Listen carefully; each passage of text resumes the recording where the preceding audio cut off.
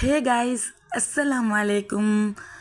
तो अभी सुबह का टाइम है, सुबह के 6 बज रहे हैं और मैं और मम्मी दोनों हम यहाँ पे नमाज़ पढ़ने के लिए आए हुए थे।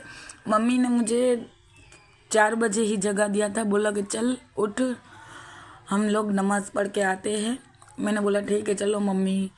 फिर नमाज़ पढ़ ली है और यहाँ का नज़ारा सच में जन्नत है, जन्नत। सुबह में तो ऐसा लग रहा है कि मैं जन्नत में ही पहुँच गई माशाअल्लाह।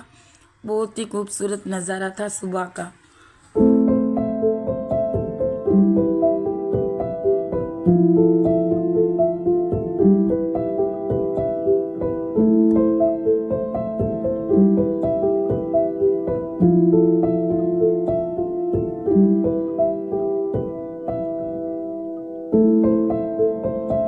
ओके, तो वहाँ से निकलने के बाद मुझे लग रही थी जोरों की भूख। मैंने बोला मम्मी पहले मुझे कुछ खिला दो।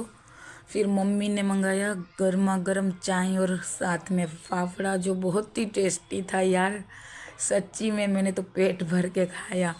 मतलब मम्मी बोल रही थी कि और एक दरगाह है तो वहाँ पे भी दुआ सलाम कराते हैं। फिर वो दरगाह भी बाजू में ही थी, जिसको मामू जान से पहचाना जाता है उस दरगाह को। तो मामू जान की दरगाह पे भी सलाम करने मैं और मम्मी सुबह सुबह ही निकल गए। बाकी सब लोग रूम पे सो रहे थे। मम्मी ने बोला चलो अब यहाँ भी सलाम करते आते, रोज़ रोज़ तो हम आते नहीं हैं यहाँ पे। मैंने बोला चलो ठीक है। और यार एक बात बोलूँ, जब मैं ना वीडियो उतार रही थी ना तो सारी औरतें मतलब मेरे को देख रही थी कि ये लड़की इतनी सुबह सुबह भी कैमरा लेके वीडियो उतारने में चालू हो गई। फिर भी कोई नहीं। अच्छा। ओके, तो वहाँ पे भी दुआ सलाम करके फटाफट से हम लोग रूम पे आ गए और मैं फटाफट से रेडी हो गई, क्योंकि हमें और भी बार 2 जगह पे जाना था और लेट भी हो चुका था। सुबह के 11 बज गए थे तो लेट हो चुका था, तो सब जल्दी जल्दी कर रहे थे। मैं भी फटाफट से रेडी हो गई। फिर हम चल दिए बाहर की तरफ और फिर बैठ गए हम लोग ऑटो में। तो फाइनली ऑटो में बैठ चुके। पूरी फैमिली में 10 लोग थे तो 2 ऑटो कर ली है। दोनों ऑटो में आधे आधे लोग बैठ चुके हैं और अभी रास्ते में सफ़र जारी है। कुछ ही देर में हम पहुंच जाएंगे राष्ट्रीय माँ की दरगाह पे। और ये देखिए यहाँ का नज़ारा बहुत अच्छा लग रहा था। मतलब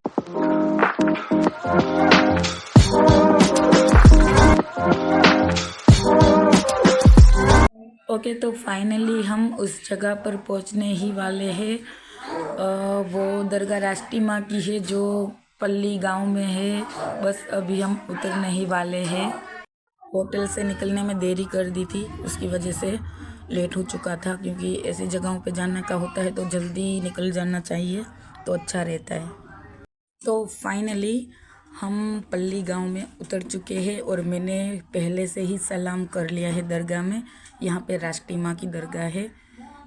और यहाँ पे अगर बात की जाए लोकेशन की तो सुपर्ब लोकेशन था यहाँ का। मैंने तो 2-3 रील्स भी बना ली। और ये खेत है, मुझे नहीं पता किस चीज़ का खेत है। अच्छा। यहाँ पे सारा एंजॉय करते हुए अब हम आगे बढ़ रहे थे। आगे थी 52 कचेरी के नाम से जानी जाती है दरगाह, वहाँ पे गए हम। बाकी सब लोग आगे आगे थे और मैं पीछे रह गई थी। मेरे साथ भाभी भी पीछे थी। बाकी सब फैमिली के लोग आगे थे।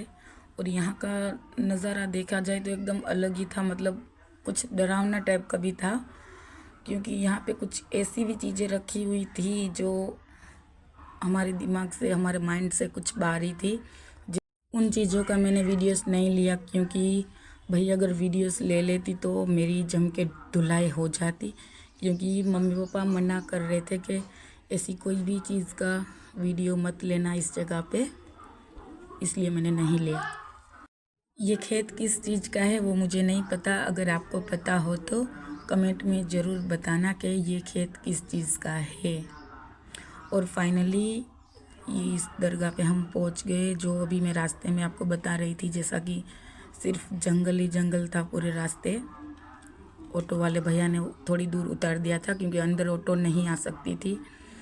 तो चलते चलते हम इस दरगाह पे पहुंच चुके। यहाँ पे बहुत सारी दरगाह थी, फिर उधर सामने एक कुआं भी था जो कि बहुत ही देखने में अलग लग रहा था। वहाँ पे मैं नहीं गई और बाकी सब लोग भी यहाँ पे सारे थे, बहुत सारे लोग थे जो दुआ सलाम भी कर रहे थे और वीडियोस भी उतार रहे थे और सारी जगहें देख रहे थे। सामने कुआं है, देखिए आप।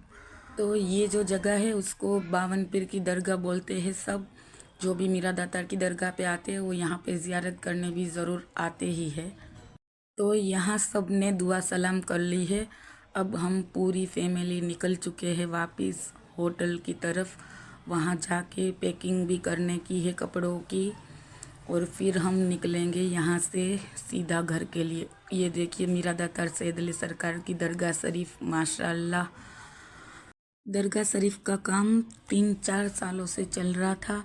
फाइनली इस बार तो पूरा हो चुका है। अंदर से भी माशाल्लाह नज़ारा मैंने आपको दिखा दिया है। शाम भी होने चली है और तो फाइनली हम बस में बैठ चुके हैं।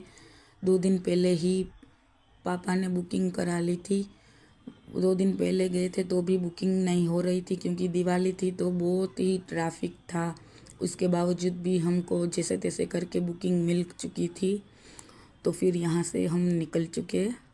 रात के 9 बजे की बस थी तो जल्दी जल्दी हम यहाँ पे आ चुके थे और फिर बस में बैठ चुके। और रात का टाइम था तो ठंड भी बहुत पड़ रही थी और ऊपर से ये तन्नू जिद कर रही थी कि खिड़की खोलनी है।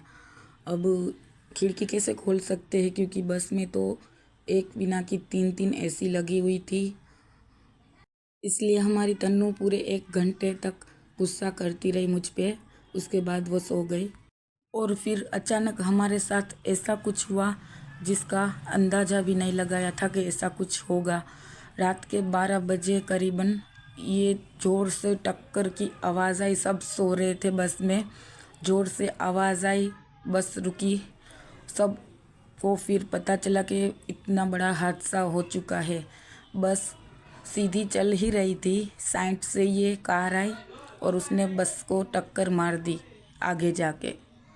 मतलब बस वाले की कोई गलती नहीं लग रही थी क्योंकि ये कार साइड से आके बस के सामने आके रुक गई तो बस की टक्कर लग गई। उसमें अंदर कोई था जो बेहोश हो चुका था।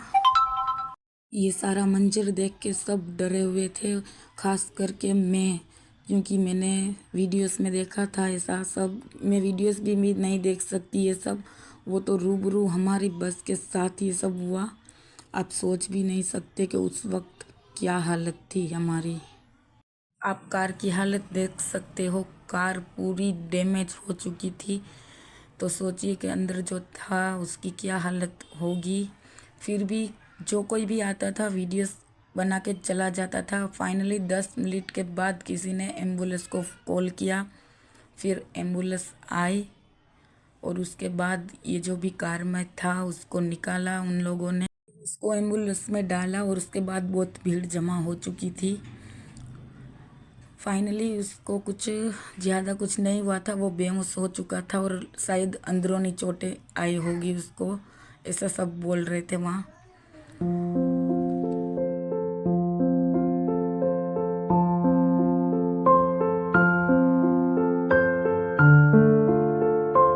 वो कार में जो भी था उसको एम्बुलेंस में ले जाया गया है और बस अभी स्टार्ट हो चुकी है क्योंकि गलती बस वाले की नहीं थी। और बड़ी बात ये है, अल्लाह ताला का लाख लाख शुक्र है क्योंकि इतनी ज़ोरदार टक्कर होने के बावजूद भी बस में सारे लोग सही सलामत है। अल्लाह का शुक्र है कि किसी को कुछ हुआ नहीं या चोट वोट नहीं आई। पूरी बस में डर का माहौल बना हुआ था क्योंकि खास करके मैंने कभी ऐसा कुछ देखा नहीं और ना देख सकती हूँ। कभी कभार वीडियो भी सामने आ जाती है ऐसी कुछ तो मैं नहीं देख पाती और पता नहीं था कि ऐसा होगा। पर कोई नहीं, अल्लाह ताला का लाख लाख शुक्र है कि सब कुछ ठीक है और किसी को कुछ हुआ नहीं। और जो कार में था वो भी सेफ है, सही सलामत उसको अस्पताल पहुंचाया गया। ये जो हादसा हुआ उसके बाद हमको लगा कि अब क्या होगा, मतलब बस चेंज की जाएगी या फिर यहीं बस लेके हमको जाएगी। फाइनली 1 घंटे के बाद बस स्टार्ट हुई, बस को जाने दिया।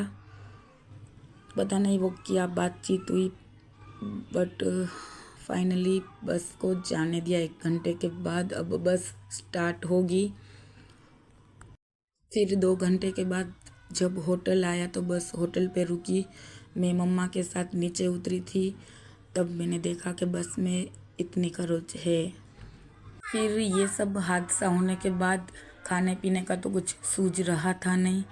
फिर मम्मी ने और मैंने चाय ली और फ्रेश होके चाय पी, क्योंकि वो दिमाग से निकल ही नहीं रहा था जो हुआ वो।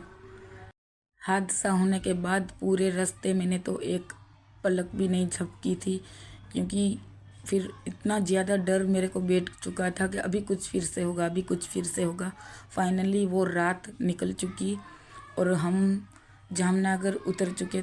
जामनगर उतरने के बाद यहाँ पे हमने टैक्सी बुक कराई और हमारे घर के तरफ चल दिए। बस पूरे रास्ते में तो सोच में ही पड़ी हुई थी कि ये अचानक, मतलब किसी को पता नहीं था कि ये होगा, ऐसा होगा, और कभी देखा भी नहीं था, तो बहुत डर भी लग रहा था। बस अल्लाह ताला से मेरी यही दुआ है कि अल्लाह ताला उन सब की हिफाजत करे जो घर से बाहर जाते हैं। तो ठीक है गाइस, हम भी अब थोड़ी देर में घर पहुंचने वाले हैं। ब्लॉग को मैं यहीं पे एंड करती हूँ।